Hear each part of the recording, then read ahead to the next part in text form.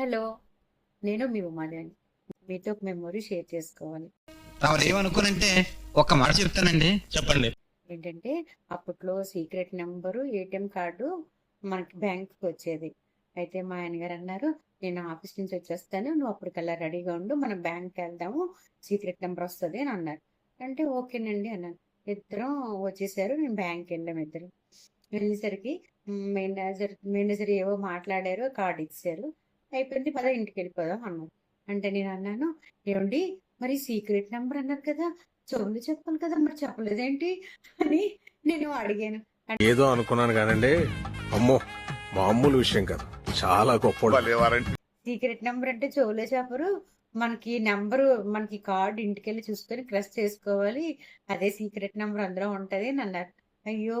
నా తెలివి ఇలాగేడ్చింది ఏంటి అని అనుకున్నాను. Sorry. Sorry. Okay. Thank you. Subscribe, like చేయండి, షేర్ చేయండి.